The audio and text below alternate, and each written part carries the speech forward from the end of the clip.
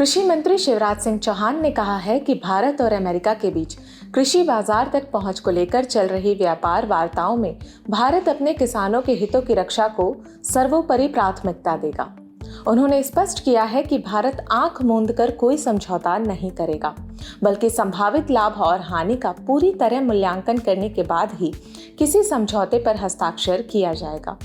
उन्होंने यह बयान ऐसे समय पर दिया है जब अमेरिका भारतीय बाजार में अपने कृषि और बागवानी उत्पादों के लिए अधिक पहुंच की मांग कर रहा है। अमेरिका विशेष रूप से मक्का, सोयाबीन और पशु चारा जैसे उत्पादों के लिए भारतीय बाजार खोलने की कोशिश कर रहा है, लेकिन भारत में इन उत्पादों पर 39% से लेकर 50% तक ऊंचे शुल्क लागू हैं, जिससे अमेरिकी निर्यातकों को बाधा आती है। वहीं नीति आयोग की एक रिपोर्ट के अनुसार 2024 तक के 3 वर्षों में अमेरिका ने भारत को लगभग $2.22 अरब मूल्य के कृषि और संबंधित उत्पाद निर्यात किए, जबकि भारत ने अमेरिका को $5.75 अरब के कृषि उत्पाद निर्यात किए हैं,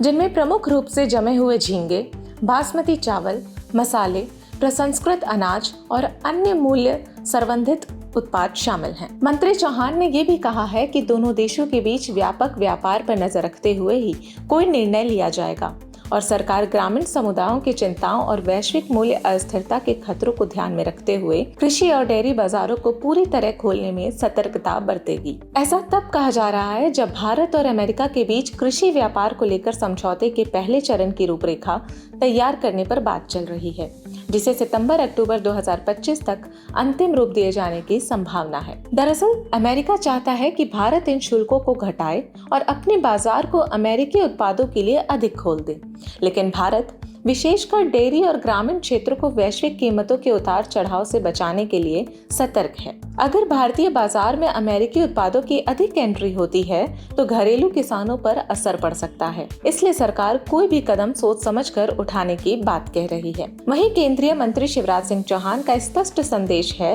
कि किसानों के हितों से कोई समझौता नहीं किया जाएगा।